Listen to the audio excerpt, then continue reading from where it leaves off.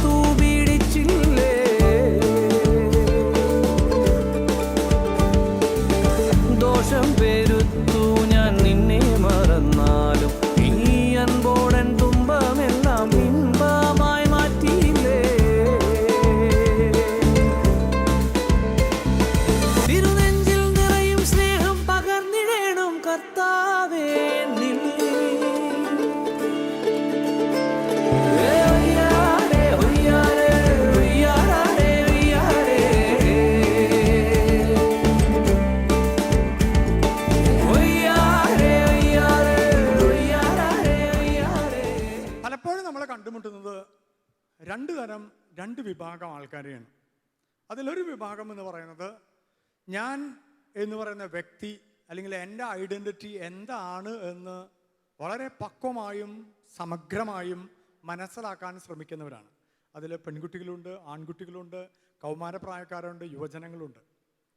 മറ്റൊരു വിഭാഗം എന്ന് പറയുന്നത് എൻ്റെ ഒരു ഐഡൻറ്റിറ്റി നിങ്ങൾക്ക് എന്നെ സ്വീകരിക്കാൻ പറ്റുന്ന വിധത്തിൽ, നിങ്ങൾക്ക് എന്നെ ഉൾക്കൊള്ളാൻ പറ്റുന്ന വിധത്തിൽ ഒരു ഐഡൻറ്റിറ്റി കാണിക്കാൻ, പ്രകടിപ്പിക്കാൻ, അതിലൂടെ ഒരു സന്തോഷം അനുഭവിക്കാൻ ശ്രമിക്കുന്നവരാണ്. ഒരു 5 സെക്കൻഡ് സമയം ഒന്ന് ആലോചിച്ചാൽ നിങ്ങൾ എവിടെയാണ്? നിങ്ങളുടെ ഒറിജിനൽ ഐഡൻറ്റിറ്റി തിരിച്ചറിയുന്ന ഒരു പ്രോസസ്സിലൂടെയാണോ പോകുന്നത്? മറ്റുള്ളവരുടെ മുൻപിൽ സ്വീകാര്യമായ ഒരു ഐഡൻറ്റിറ്റി രൂപപ്പെടുത്താൻ, ഫ്രെയിം ചെയ്യാനുള്ള പ്രോസസ്സിലൂടെയാണോ പോകുന്നത്? ഇതൊരു വ്യക്തിയുടെ ജീവിതത്തിലെ ഏറ്റവും പ്രധാനപ്പെട്ട കാര്യമാണ്. ഇതിൽ എവിടെയാണ് നിങ്ങൾ എന്നുള്ളതാണ്, നിങ്ങൾ എങ്ങനെ, അല്ലെങ്കിൽ നിങ്ങളോട് സംസാരിക്കുന്നത് ഞാൻ എങ്ങനെ നാളുകളിൽ രൂപപ്പെടും എന്നുള്ളത്, എൻ്റെ ജീവിതം എവിടേക്ക് എത്തിച്ചേരും എന്നുള്ളതിൻ്റെ ഉത്തരം വാസ്തവത്തിൽ അടങ്ങിയിരിക്കുന്നത് ഇതിൽ എവിടെയാണ് ഞാൻ നിൽക്കുന്നത്. എൻ്റെ വ്യക്തിത്വത്തെ സമഗ്രമായിട്ട് മനസ്സിലാക്കി അതിനെ വളർത്തി മുന്നോട്ട് പോകാനുള്ള ശ്രമത്തിലാണോ, ആ പ്രക്രിയയിലാണോ, ആ പ്രോസസ്സിലാണോ ഞാൻ, അതോ ഈ എൻ്റെ ചുറ്റുമുള്ളവർക്ക് എന്നെ സ്വീകാര്യമാകുവാൻ വേണ്ടി ഒരു പ്രത്യേക ഐഡൻറ്റിറ്റി, പ്രത്യേക സെൽഫ് പ്രൊമോട്ട് ചെയ്യാനുള്ള ശ്രമത്തിലാണ്? ഇതിലെവിടെയാണ് ഞാൻ, എവിടെയാണ് നിങ്ങൾ? ഇതിനൊരു ഉത്തരം ഈ സമയങ്ങളിൽ നമുക്ക് നമ്മുടെ ഉള്ളിലൂടെ പതുക്കെ ചിന്തകളിലൂടെ രൂപപ്പെടേണ്ടതുണ്ട്.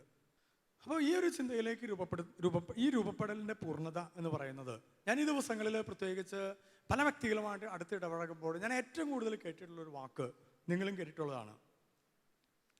എന്താണ് ഞാൻ എന്ന് പറയുന്ന വ്യക്തിയുടെ USB? പണ്ട് നമ്മൾ ഈ ലാപ്ടോപ്പിൽ കുത്തുന്ന പെൻ ഡ്രൈവിന് ആദ്യകാലങ്ങളിൽ നമ്മൾ പറഞ്ഞിരുന്ന വാക്കാണ് USB. USB ഉണ്ടാവും, എന്തെങ്കിലും കോപ്പി ചെയ്യാൻ. ഇത് വളരെ ഡിഫറൻ്റായ ഒരു USB ആണ്. USB എന്ന് പറഞ്ഞാൽ വളരെ സിമ്പിളാണ്. What is your unique selling point? What is your unique selling point? നിന്റെ അനന്യത എന്ന് വെച്ചാൽ യുണീക്ക്നെസ്, അതെന്താണ്? അവിടെയാണ് നിന്റെ ഐഡൻറ്റിറ്റി എടുക്കുന്നത്. നിന്റെ ഐഡൻറ്റിറ്റി എന്ന് പറയുന്ന, നിന്റെ അസ്തിത്വം എന്ന് പറയുന്ന, അല്ലെങ്കിൽ നിന്റെ മലയാളത്തിൽ പറഞ്ഞാൽ ഇത്ര കട്ടിയാണ് വാക്ക്, സ്വത്വം, സ്വത്വ രൂപീകരണം എന്നാണ് പറയുക. ഐഡന്റിറ്റി പാകപ്പെടുത്തുന്നതിനെ മലയാളത്തിൽ പറയാം സ്വത്വം. ഞാനെന്ന് പറയുന്ന വ്യക്തി എന്തൊക്കെയാണ് അതിൻ്റെ ആകത്തുകയാണ്. അത് രൂപീകരിക്കുന്നതിൽ ഏറ്റവും പ്രധാനപ്പെട്ട അല്ലെങ്കിൽ അടിസ്ഥാന ഘടകം, ദ കോൺസ്റ്റന്റ്, സ്ഥായി ഘടകം എന്ന് പറയുന്നത് എൻ്റെ യുണീക്നെസ് ആണ്. പ്രിയമുള്ളവരെ, ഒരൊറ്റ ചോദ്യമാണ്, ഉടനടി മനസ്സിൽ ഉത്തരം പറയണം. നിന്നെ നീ ആക്കുന്ന ഘടകം എന്താ? നിങ്ങൾക്ക് ആർക്കെങ്കിലും അറിയോ? നിന്നെ നീ ആക്കുന്ന ഘടകം എന്താണ് എന്ന് കൃത്യമായിട്ടും ക്രിസ്റ്റൽ ക്ലിയർ ആയിട്ടും പറയാവുന്ന ഒരു ധാരണ ഇവിടെ ഇരിക്കുന്ന എൻ്റെ അനുജന്മാരിൽ അനുജിത്തന്മാരിൽ രൂപപ്പെട്ടിട്ടുണ്ടോ? ആ ധാരണയിലൂടെ മാത്രമേ നീ എത്തേണ്ട ഇടത്തിലേക്ക് ഉയരാൻ പറ്റുള്ളൂ. അതാണ് ശരിയായ സമഗ്രമായ ഐഡന്റിറ്റി ആർജിക്കൽ എന്ന് പറയുന്നത്. ഇന്ന് ഒരുപാട് യുവജനങ്ങൾ, ഒരുപാട് ടീനേജേഴ്സ് ഓരോ നിമിഷവും, ഇവൻ മണിക്കൂറുകളിൽ സ്റ്റാറ്റസ് അപ്ഡേറ്റ് ചെയ്യുന്നവരുണ്ട്.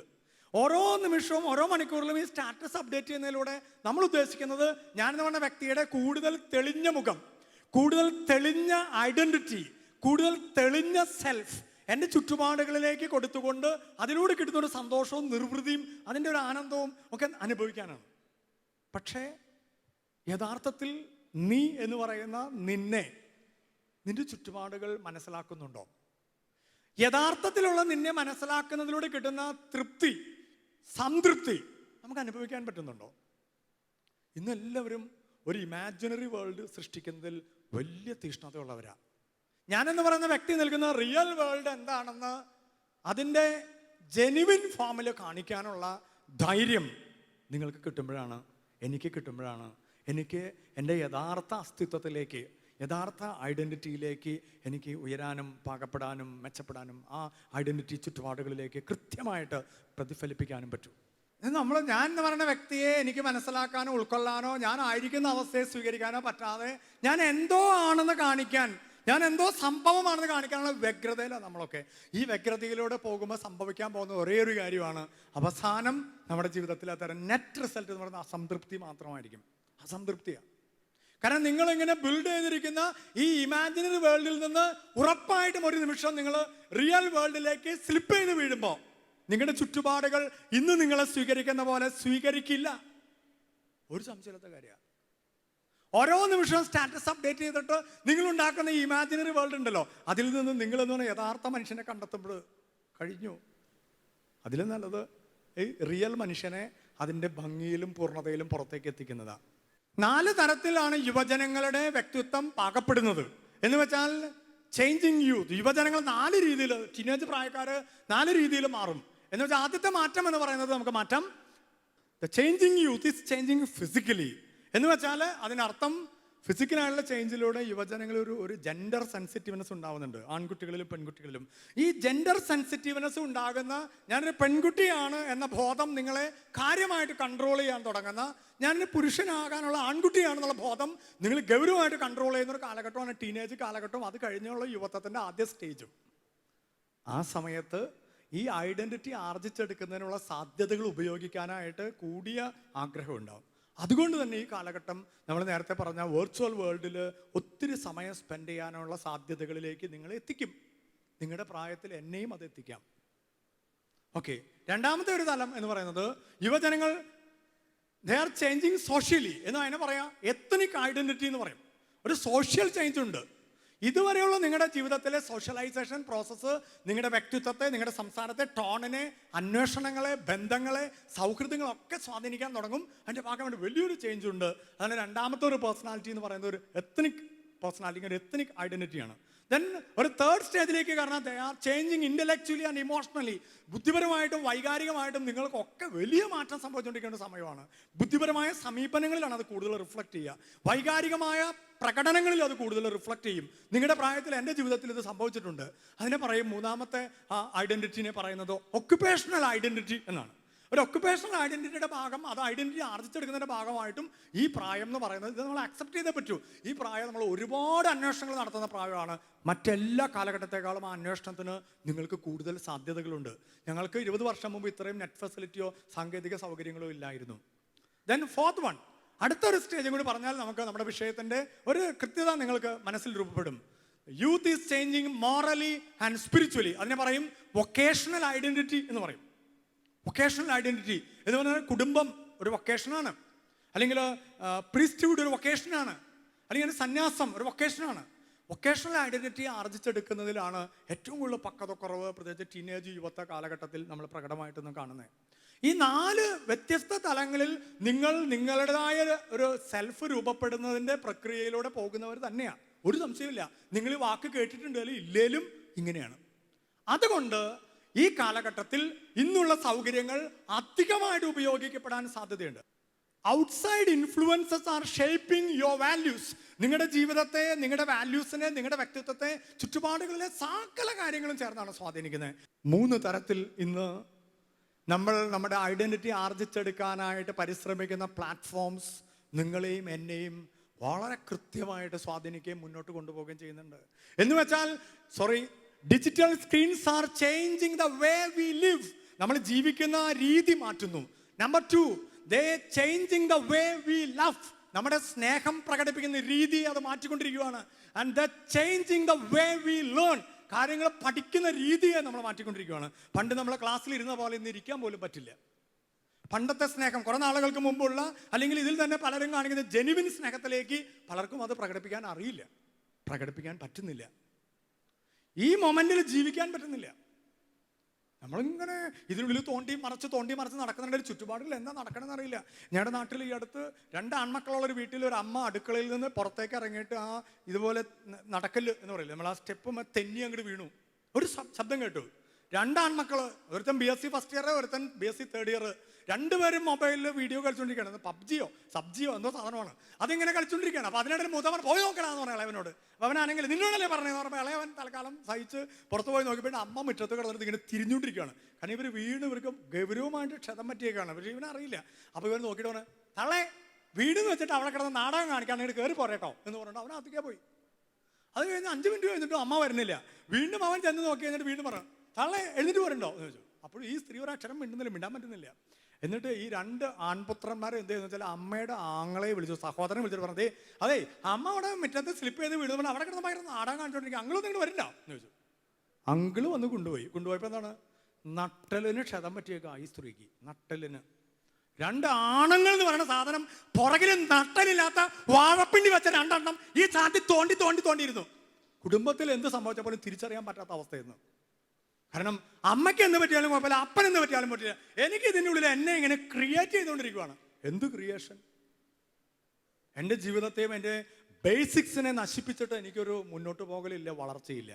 ഏറ്റവും അപകടം ഇന്നത്തെ സാമൂഹ്യ മാധ്യമങ്ങൾ നമുക്ക് തരുന്നൊരു സാധ്യതയാണ്. എന്താണ് ആ സാധ്യത? നിങ്ങൾക്ക് വളരെ കൃത്യമായിട്ട് വായിക്കാം. Increased opportunity to present different identities. Different ഐഡന്റിറ്റീസിനെ പ്രസന്റ് ചെയ്യാനായിട്ട് കൂടിയ സാധ്യതയുള്ള കാലഘട്ടമാണ്. ഈ സാധ്യത യഥാർത്ഥത്തിൽ ഒരു പോസിറ്റീവായ അർത്ഥത്തിൽ ഒരു സാധ്യത അല്ല. ഈ സാധ്യത നിങ്ങളുടെ ജീവിതത്തെ നെഗറ്റീവായിട്ട് അപകടപ്പെടുത്താൻ പോകുന്ന ഒരു സാധ്യതയാണ്. എന്ന് വെച്ചാൽ ഒപ്പം ഈ ഇന്നത്തെ എൻ്റെ റിയൽ വേൾഡിൻ്റെ കൂടെ നമ്മൾ വാട്സാപ്പിലൂടെയും ഫേസ്ബുക്കിലൂടെയും ഇൻസ്റ്റഗ്രാമിലൂടെയും മറ്റ് സംവിധാനങ്ങളിലൊക്കെ ഒരു പാരലൽ, ഒരു സമാന്തര ലോകം സൃഷ്ടിച്ചുകൊണ്ടിരിക്കുകയാണ് ഒരു കൂട്ടർ. മറ്റൊരു കൂട്ടർ ഈ റിയൽ വേൾഡിൽ നിന്ന് മാറി ഒരു ഫേക്ക് വേൾഡ്, ഒരു ഫേക്ക് ഐഡന്റിറ്റി രൂപപ്പെടുത്തിക്കൊണ്ടിരിക്കുകയാണ്. ഈ 2 എവിടെയാണെങ്കിലും അത് നിങ്ങളുടെ പഠനത്തെയും നിങ്ങളുടെ ജീവിതത്തെയും നിങ്ങളുടെ വ്യക്തിത്വത്തെയും ബാധിക്കുക തന്നെ ചെയ്യും. ഇവൻ നിങ്ങളൊരു പാരലൽ വേൾഡിലാണോ, അത് ബാധിച്ചു. ഇനി ഒരു ഫേക്ക് വേൾഡിലാണോ, അതും കൂടുതൽ അപകടകരമായി നിങ്ങളെ ബാധിക്കും, എന്നെ ബാധിക്കും. ഈ അടുത്ത് ഒരു സൈക്കോളജിക്കൽ അനാലിസിസ് വന്നതിൻ്റെ ഒരു വാചകം മാത്രം ഞാൻ ഇതിലേക്ക് കടമെടുത്തിരിക്കുകയാണ്. അതെങ്ങനെയാണ്? സൈക്കോളജി ഓഫ് എൻവി ഡ്രൈവ്സ് കൺസ്യൂമറിസം എന്നാണ്. അതായത് അസൂയ എന്ന് പറയുന്നത് അതിൻ്റെ പുറകിലൊരു സൈക്കോളജി ഉണ്ട്. ആ സൈക്കോളജി ഇന്നത്തെ സെൽഫ് പ്രൊമോഷണൽ ആയിട്ടുള്ള സാധ്യത കൂടിയപ്പോൾ അത് ഒരുപാട് സാധനം വാങ്ങിക്കൂട്ടുന്നതിലേക്ക് എത്തിച്ചു നമ്മളെ. അനിയന്മാരും അനിയത്തിമാരും ഇങ്ങോട്ട് നോക്കിയാൽ നിങ്ങളുടെ ഏറ്റവും അടുത്ത സുഹൃത്ത് ഒരു 8,000 രൂപയുടെ ഒരു ഷൂ വാങ്ങിച്ചു എന്ന് വിചാരിക്കും. 8,000 രൂപയുടെ ഷൂ.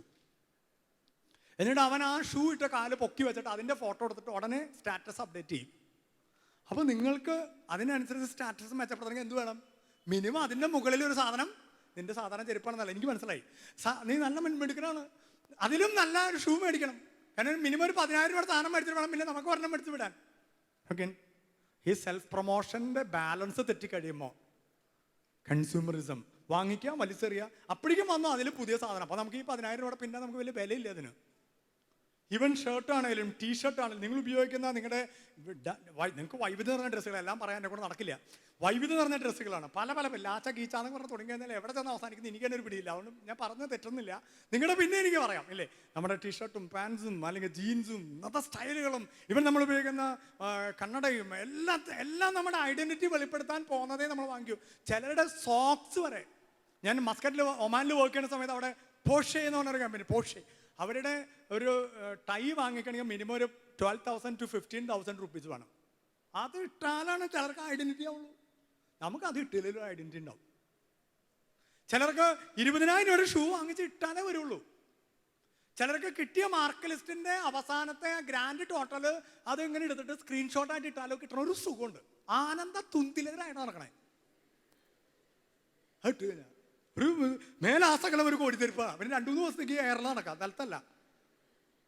ഞാൻ എന്നെ പ്രൊമോട്ട് ചെയ്യാനായിട്ട് എല്ലാ സാധ്യതയും അന്വേഷിച്ചുകൊണ്ടിരിക്കണം ഇപ്പോൾ എല്ലാവരും. എന്നിട്ട് സംതൃപ്തി ഇല്ല, സമാധാനം ഇല്ല, സ്വസ്ഥത. അപ്പോൾ അതിനർത്ഥം നമ്മൾ വേറെ എന്തോ ഒന്ന് കണ്ടെത്തേണ്ടതുണ്ട്. കണ്ടെത്തിയിട്ടില്ല എന്നാണ്. 3 കാര്യങ്ങളൊന്ന് പെട്ടെന്നൊന്ന് പറഞ്ഞു പോകട്ടെ. നിങ്ങളൊന്ന് സേഫ് ഗാർഡ് ചെയ്യാനാണ്.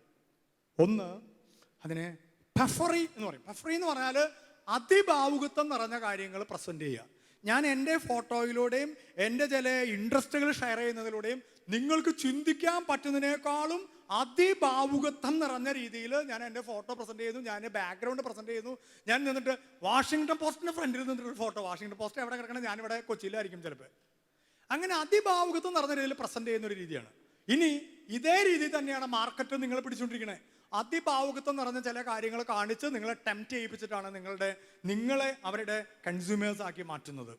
നമ്പർ 2, അതിനെ പറയാം ആഡ് സ്ലോഗൻസ് എന്ന് പറയും.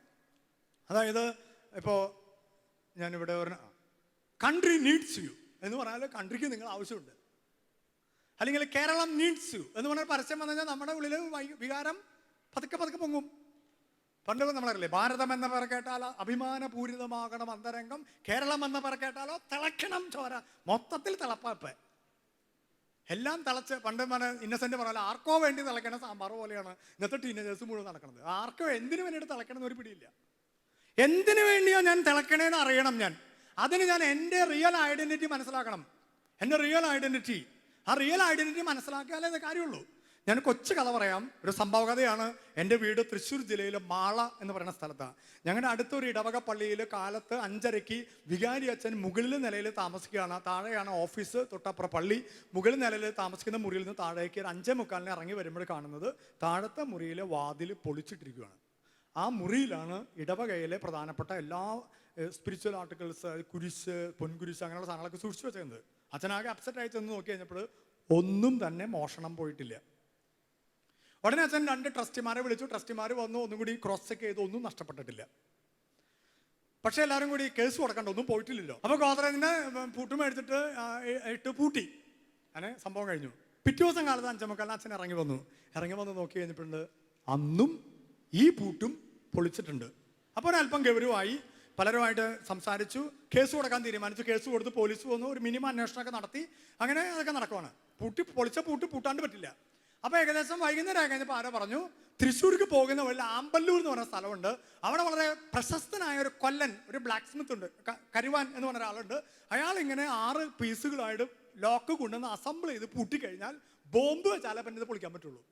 എന്നാൽ പിന്നെ വേഗം പോകാൻ പറഞ്ഞാൽ കൊല്ലനെ ജീവനോട് കൂടി പിടിച്ചുകൊണ്ട് വന്ന് കൊല്ലൻ ഇങ്ങനെ ഒരു 6 പീസ് കൊണ്ടുവന്ന്, നിങ്ങൾക്ക് അറിയാമോ ഉണ്ടായ സംഭവം, 6 പീസ് കൊണ്ടുവന്ന് ഇങ്ങനെ കണക്ട് ചെയ്ത് അസംബിൾ ചെയ്ത് പൂട്ടിയിട്ട് പറഞ്ഞു, ഈ പൂട്ട് ഇന്നേ വരെ ഒരാൾ തുറന്നിട്ടില്ല, പൊളിച്ചിട്ടില്ല, ആർക്കിട്ട് പൊളിക്കാനും പറ്റില്ല. പക്ഷേ ഇത് വളരെ കോംപ്ലിക്കേറ്റഡ് ആയിട്ടുള്ള പൂട്ടാണ്. ഇത് തുറക്കണമെങ്കിൽ ഒരു അല്പം സങ്കീർണതയുണ്ട്. നിങ്ങൾ ശ്രദ്ധിച്ചാൽ മനസ്സിലാവും.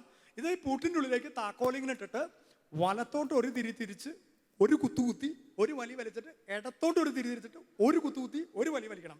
എന്നിട്ട് വലത്തോട്ട് 2 തിരി, പിന്നെ ഇടത്തോട്ട് 2 തിരി, പിന്നെ ആഞ്ഞിട്ടൊരു ഒറ്റ കുത്ത്, അപ്പോൾ തുറക്കും എന്നാണ്. അപ്പോൾ കേട്ടവരൊക്കെ അന്തം വിട്ടിങ്ങനെ നിൽക്കുവാണ്. അങ്ങനെ പുള്ളി ഇതൊക്കെ പറഞ്ഞ് അപ്പോൾ അച്ഛൻ പറഞ്ഞു, ട്രസ്റ്റിമാർ അന്നൂർ ചേട്ടൻ തോമസ് ചേട്ടൻ നോക്കിയാൽ അന്നൂർ ചേട്ടനും തോമസ് ചേട്ടനും ഒരു തവണ കാര്യങ്ങളൊക്കെ ഓക്കെ ആയി. കരുവാൻ പോയി പൂട്ടി. 3-ാം ദിവസം രാവിലെ അച്ഛൻ പള്ളിമേടയിൽ നിന്ന് ഇറങ്ങി വന്ന് നോക്കിയപ്പോൾ പൂട്ട് പൊളിച്ചിട്ടില്ല. സന്തോഷമായി. അന്നാണെങ്കിൽ പള്ളിയിലൊരു വലിയ ഫംഗ്ഷൻ ഉണ്ട് ഉച്ച കഴിഞ്ഞ്. അപ്പോൾ ആ സമയത്ത് ഒരു 2-2:30 കൂടി തന്നെ ട്രസ്റ്റിമാരൊക്കെ വന്ന് ഈ മുറിയിൽ നിന്ന് പ്രധാനപ്പെട്ട വസ്തുക്കളൊക്കെ പുറത്തെടുത്ത് എല്ലാം റെഡി ആയാൽ 3 മണിക്ക് പ്രദക്ഷിണം തുടങ്ങാൻ പറ്റുള്ളൂ. അപ്പോൾ അച്ഛൻ 1:45 തന്നെ ട്രസ്റ്റിമാരോട് തോമസ് ചേട്ടൻ പോരെ, നമുക്ക് സാധനങ്ങൾ എടുക്കണ്ടേ, വേഗം വായോ എന്ന് പറഞ്ഞു. അങ്ങനെ തോമസ് ചേട്ടൻ അന്തോണി ചേട്ടൻ വന്നു. അപ്പോൾ തോമസ് ചേട്ടൻ പറഞ്ഞു, ഞാൻ തുറക്കണോ നീ തുറക്കണോ, നീ തുറന്നോടാ എന്ന് പറഞ്ഞു അന്തോണി. അപ്പോൾ തോമസ് ചേട്ടൻ ഇതിൽ താക്കോലെടുത്തു. കഴിഞ്ഞ ദിവസത്തെ കാര്യം ഞാൻ പറഞ്ഞിട്ടുണ്ട് എങ്ങനെ തുറക്കണമെന്ന്. തോമസ് ചേട്ടൻ ഇതിനുള്ളിലേക്ക് താക്കോൽ അങ്ങനെ ഇട്ടിട്ട് വലത്തോട്ട് 2 തിരി തിരിച്ചു, ഒരു കുത്തൂത്തി, ഇടത്തോട്ട് 2 തിരി തിരിച്ചു, ഒരു കുത്തൂത്തി, ഒരു വലിയൊക്കെ വലിച്ചിട്ട് അനങ്ങളില്ല. അപ്പോൾ അന്നത്തെ അങ്ങനെയല്ലല്ലോ, ഒരു കുത്ത് ഒരു വലിയല്ലേ. അപ്പോൾ ഒരു കുത്ത് വലത്തോട്ടൊരു വലിയ, ഒരു കുത്ത് ഇടത്തോട്ടൊരു വലിയ, അത് കഴിഞ്ഞിട്ട് തുറക്കണില്ല. അപ്പോൾ അന്നോട് ചേട്ടൻ പറഞ്ഞു, നീ എന്നിട്ട് കാണിക്കണം, നിനക്ക് അറിയില്ലെങ്കിൽ അത് പറഞ്ഞോടെങ്കിലാ പറഞ്ഞു. അന്നോട് ചേട്ടൻ ഞാനൊക്കെ കാണിച്ചു, തുറക്കണില്ല. പിന്നെ നമ്മുടെ നാട്ടിൽ എന്താ ഉണ്ടാവുന്നറിയില്ല, വന്നവന് നിങ്ങൾക്ക് തുറക്കാൻ പറ്റില്ല, ഞാനിപ്പോൾ തിരക്ക് തരാം എന്ന് പറഞ്ഞിട്ട് സകല ആൾക്കാരാണ് കയറി. സർവത്ര ശരിയായി, സാധനം ആകെ കുളമായി, ടെൻഷനായി തുടങ്ങി. 3 മണി ഇടവക ജനം മൊത്തം വന്നു. 3:15, 3:30, ഓൾറെഡി അരമണിക്കൂർ ലേറ്റാണ്. സമ്മർദ്ദം കൂടി. അച്ഛൻ വയർത്തു, ട്രസ്റ്റിമാരെ വയർത്തു, പ്രധാനപ്പെട്ട നേതാക്കന്മാരൊക്കെ വയർത്താൻ നിൽക്കണം. എന്താ ചെയ്യുന്ന ഒരു പിടിയില്ല, ഞാനും വയർത്തിട്ട് നിൽക്കണം, നല്ല ചൂടുണ്ട് ഇവിടെ. അപ്പോൾ നല്ല പ്രതിസന്ധിയിലാണ്. അങ്ങനെ ഏകദേശം 3:45 സകല പരിശ്രമവും പൊളിഞ്ഞു. അപ്പോഴാണ് ഒരു ചെറുപ്പക്കാരൻ പറഞ്ഞത്, ഈ വാക്കിന് വലിയ പ്രസക്തി ഉണ്ട്. ഇനി ഇങ്ങനെ നിങ്ങൾ പലരും മാറി എന്നൊന്നും ചെയ്തിട്ട് യാതൊരു കാര്യമില്ല. ഇനി ഒരു കാര്യം ചെയ്യാനുള്ളൂ, ഈ പൂട്ടുണ്ടാക്കിയ കൊല്ലനെ ഇങ്ങോട്ട് കൊണ്ടുവരിക, വേറെ ഒന്നും ചെയ്യാനില്ല. ഇനി ചെയ്യാനൊരൊറ്റ വഴിയുള്ളൂ, ഈ പൂട്ടുണ്ടാക്കിയ കൊല്ലനെ കൊണ്ടുവരിക. കൊല്ലനെ അറിയുള്ളൂ ഇതെങ്ങനെ ഉണ്ടാക്കിയിരിക്കുന്നത്, ഇതിൻ്റെ സാധ്യത എന്താണ്, ഇതെങ്ങനെ തുറക്കണം, ഇതെപ്പോൾ ലോക്ക് ചെയ്യണം, ഇതെങ്ങനെ മുന്നോട്ട് കൊണ്ടുപോകണം എന്ന് കൊല്ലനെ അറിയുള്ളൂ. കാരണം കൊല്ലനാണത് സൃഷ്ടിച്ചത്. നിന്റെ ജീവിതത്തിൽ നീ വാട്സാപ്പും ഫേസ്ബുക്കും ഇൻസ്റ്റഗ്രാമും മറ്റെല്ലാ സാമൂഹിക സംവിധാനങ്ങളുടെയും കയറി നിന്റെ ജീവിതത്തെ ഓരോ നിമിഷവും അപ്ഡേറ്റ് ചെയ്തും സ്റ്റാറ്റസ് അപ്ഡേറ്റ് ചെയ്തും വലിയ വൈവിധ്യം നിറഞ്ഞ മൾട്ടി ഫേസ്ഡ് ആയിട്ടുള്ള പേഴ്സണാലിറ്റിയും ഐഡന്റിറ്റിയും ഒക്കെ പാകപ്പെടുത്താൻ ശ്രമിച്ചിട്ടും കാര്യങ്ങൾ വേണ്ട വിധത്തിൽ നടക്കുന്നില്ലെങ്കിൽ നീ മറക്കരുത്, ഇനി നിനക്ക് ഒന്നേ ചെയ്യാനുള്ളൂ, നിന്നെ സൃഷ്ടിച്ചവനെ നിന്റെ ജീവിതത്തിലേക്ക് നീ കൊണ്ടുവരണം.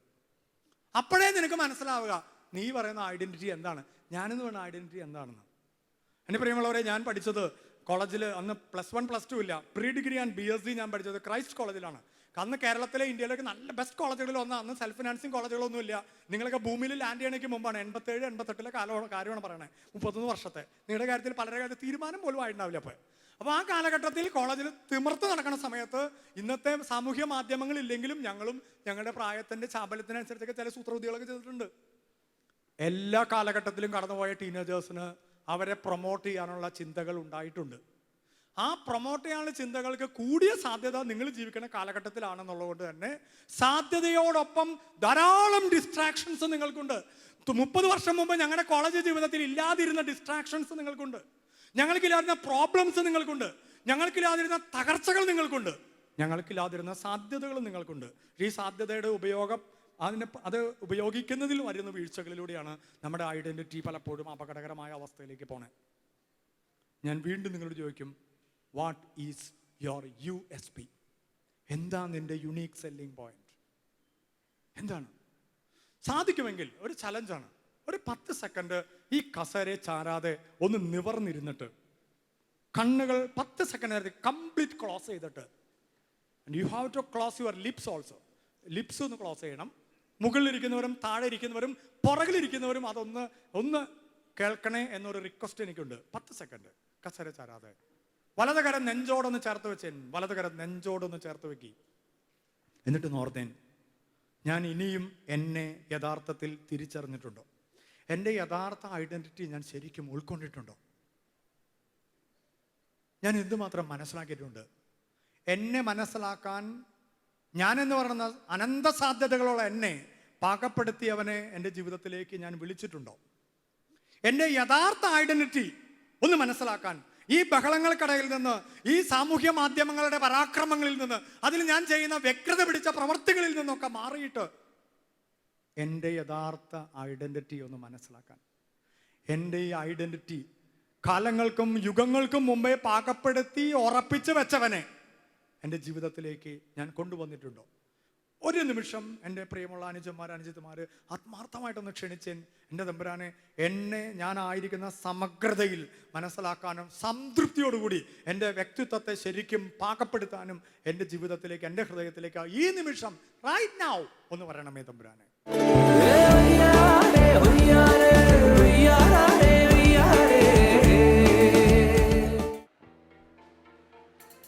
കൈകളോട്ടാം.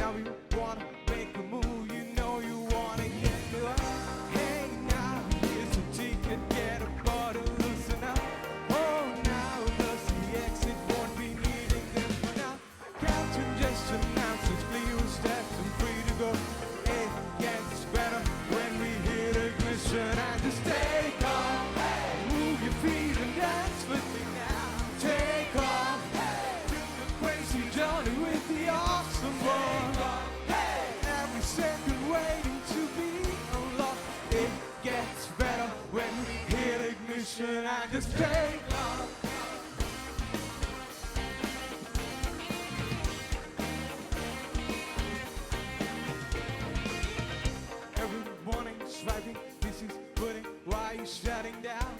M-O-N-O-T-N-Y. Are you freaking out? Name a shame and lame excuses all weighing you down.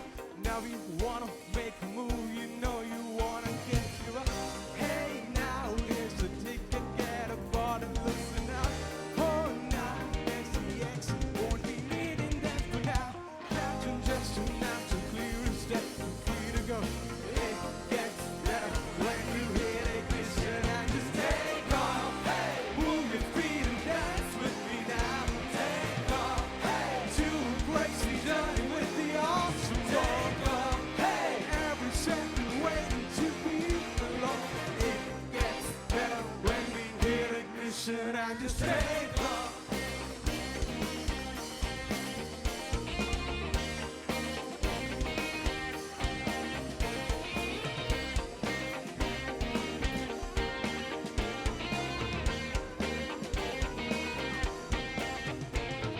I can see you now, I can feel it now, I can feel the joy, feeling in my joy, feeling in me. This ain't just a rush, it's a holy gush. God is a child, God is alive, and God is in me.